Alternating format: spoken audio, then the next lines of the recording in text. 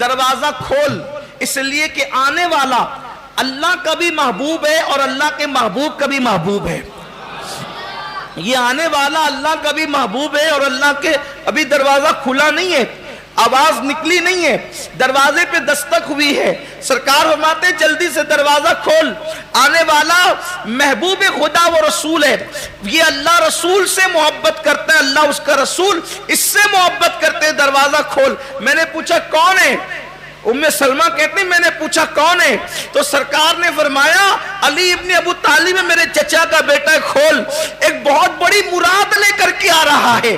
اور وہ مراد لے کر کے آ رہا ہے، اس سے پہلے جبریل مراد لے کر آ چکا ہے، ابھی وہ مراد لے کر دروازے پہ آ رہا ہے اور اس سے پہلے جبریل مراد لے کر آ چکا ہے۔ ام سلمہ کہتی ہیں اس بات سے مجھے اتنی خوشی ہوئی کہ میں دوڑی دروازہ کھولنے کے لیے، حتیٰ کہ ایسی بے احتیاطی میں دوڑی کہ میں گرتے گرتے بچی۔ اس دن میری خوشی کی انتہا نہ تھی،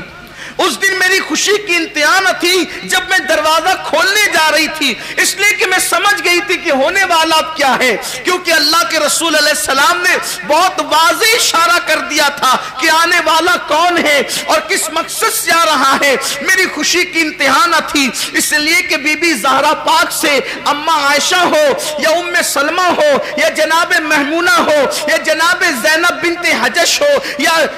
جناب زینب بنت خزیمہ ہو یا جناب صفیہ ہو، یہ ساری خواتین حضور کے گھر کی، حضور کی ازواج مطہرات بالکل دل کی گہرائیوں سے سیدہ فاطمہ سے محبت کرتی تھی۔ جب سیدہ فاطمہ کے رشتے کے طے کا معاملہ سنا تو حضرت بی بی ام سلمہ کہتی ہیں اتنی میں تیزی کے ساتھ دوڑی کہ میں نے احتیاط کھو دیا، کیونکہ گھر میں یا تو میں تھی یا تو میرے سرتاج محمد عربی تھے اور تیسرا کوئی نہیں تھا۔ میں احتیاط کھو کر کے دوڑی، گرتے گرتے بچی، حتیٰ کہ میں نے دروازہ کھول دیا اور دروازہ کھول کر کے پھر میں پردے کی اوٹ میں ہو گئی، حتیٰ کہ علی آئے اور آنے کے بعد زمین پر بیٹھ گئے۔ ام سلمہ اس کے راوی ہے، کہتے زمین پہ بیٹھ گئے اور زمین کی طرف دیکھنے لگے،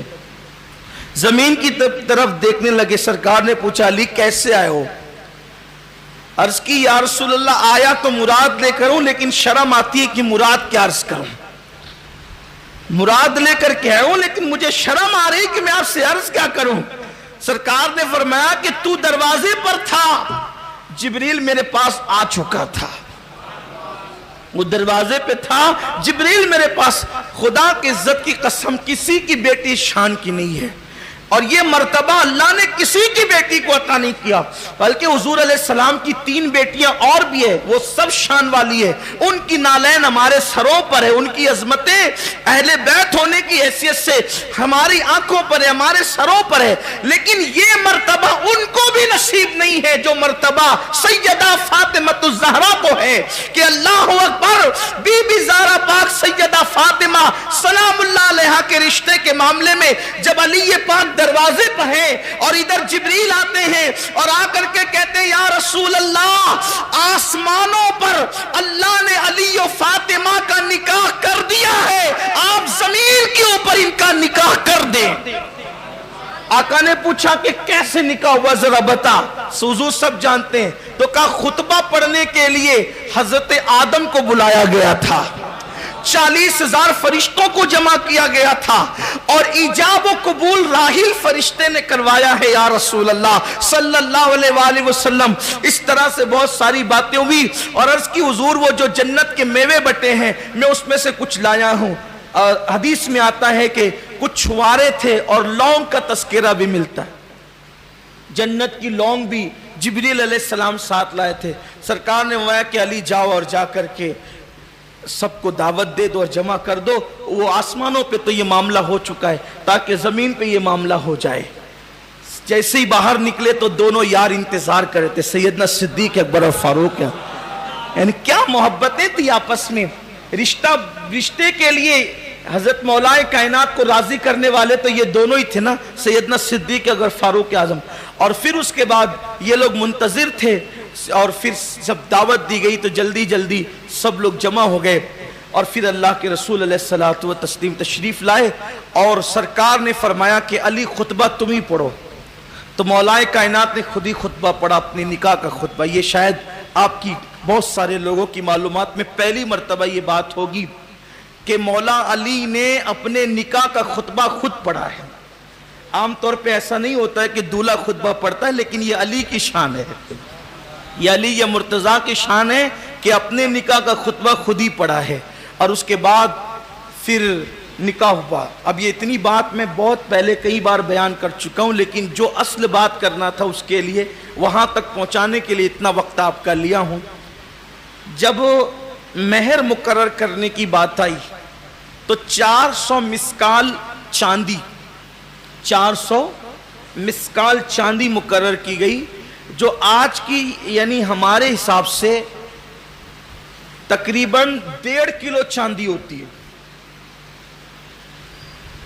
1 کلو 600 کچھ گرام، تو تقریباً 1.5 کلو سے زیادہ تو ہوگی نا. 1 کلو 600 کچھ گرام حساب لگایا ہم نے تھوڑا سا اس کا، تو 1 کلو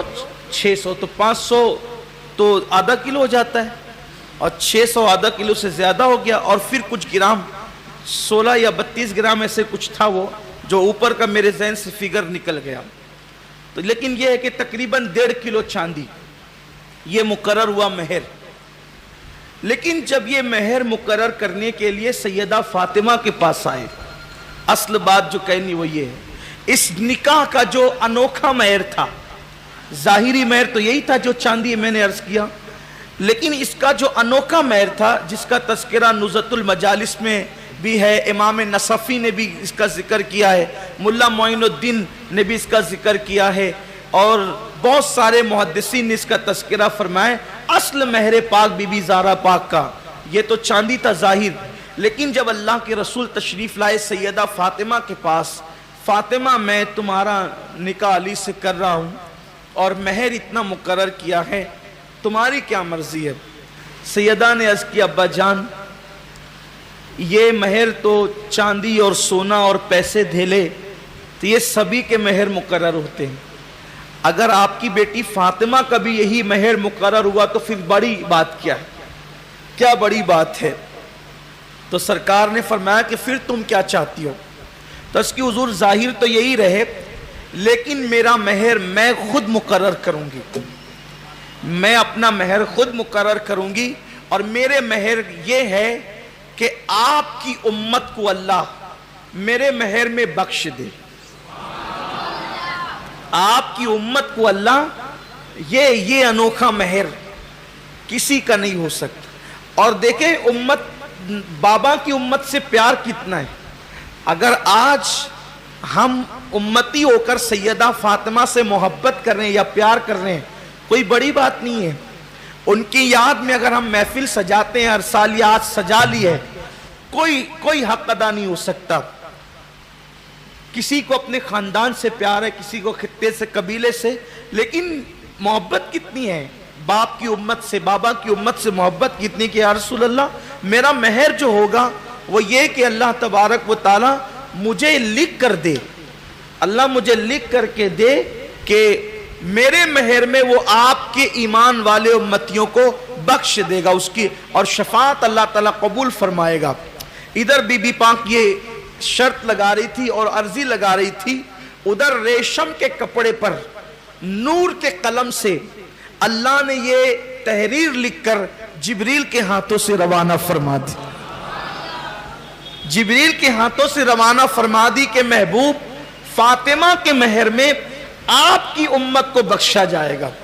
جب وہ تحریر دیکھی سیدہ فاطمہ الزہرا سلام اللہ علیہا نے، تو وہ تحریر اپنے ہاتھ میں لی، وہ ریشم کا جنتی کپڑا، اور اس کو لپیٹ کر اپنے پاس خوشی خوشی رکھ لیا. اور پھر کہا کہ جب میں دنیا سے جاؤں، دنیا سے رخصت ہو جاؤں، جب میرا انتقال ہو جائے تو یہ رکا میرے کفن میں رکھ دینا، تاکہ قیامت کے دن میں اپنے بابا کی امت کے حوالے سے اپنے اللہ کی بارگاہ میں یہ رکا پیش کروں گی کہ اللہ تو نے تو وعدہ کیا تھا کہ فاطمہ کے مہر میں نے اپنے محبوب کی امت کو بخش دیا.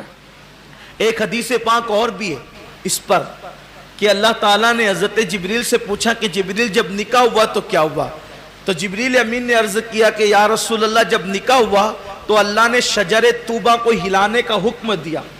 شجر طوبہ کو ہلانے کا حکم دیا اور فرشتوں نے اس کو ہلایا تو قیامت تک جتنے اہل بیت کے عاشق تھے ان کی تعداد کے برابر پتے گرے، اور ہر پتے پر اہل بیت کے عاشق کا نام لکھا گیا،